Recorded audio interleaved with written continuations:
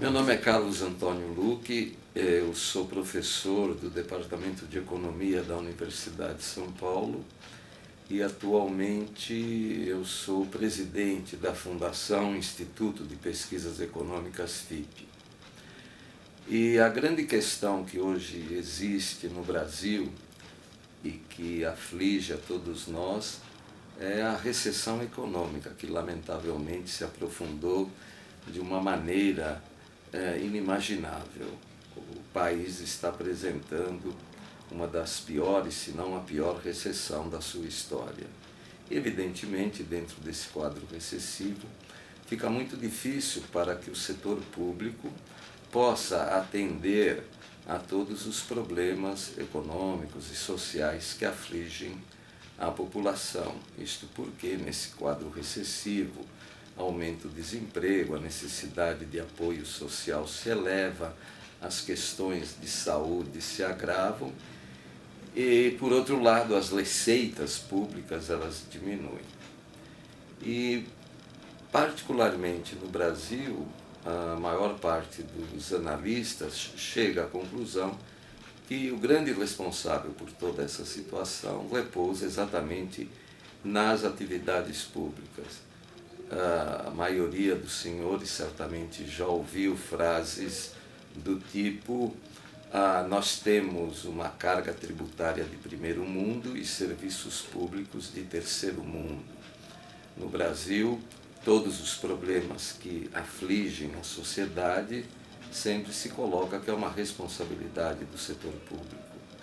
Os senhores também devem ter ouvido: precisamos trazer para o setor público os padrões de gestão da iniciativa privada.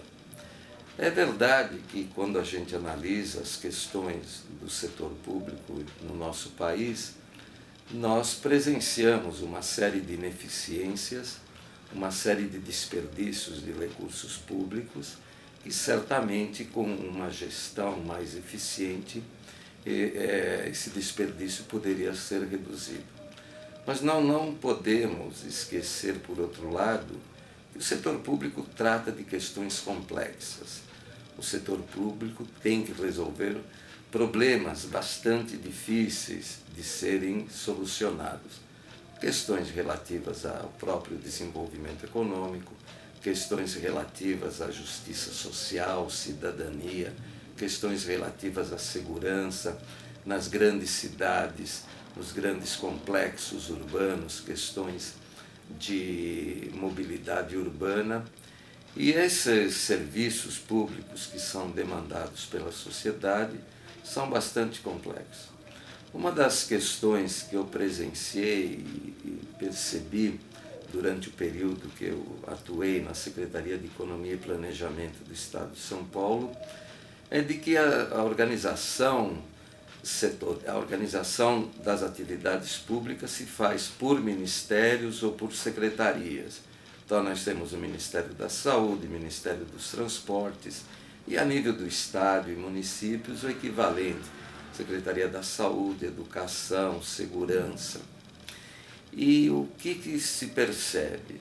A população, cliente principal, digamos, das atividades públicas, representado pela população mais carente, eles precisam de todos esses serviços públicos. Eles precisam do serviço da educação, da saúde, de segurança, assistência social. Mas como as secretarias, digamos, são compartimentalizadas, cada uma tem sua dinâmica, seu foco, e acaba atuando de maneira muito separada, sem uma conexão entre todas as secretarias. E, consequentemente, digamos, a atuação do setor público não traz os melhores resultados.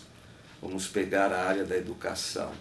Os especialistas em educação dizem que a aprendizagem do aluno ela depende de questões internas à escola, bons professores, material didático adequado, boas instalações, mas também depende muito de questões externas à escola, o local onde a criança reside, a estrutura familiar, ou seja, ela também precisa de um apoio, a sua família precisa de um apoio na área da saúde, na área de segurança pública, em assistência social.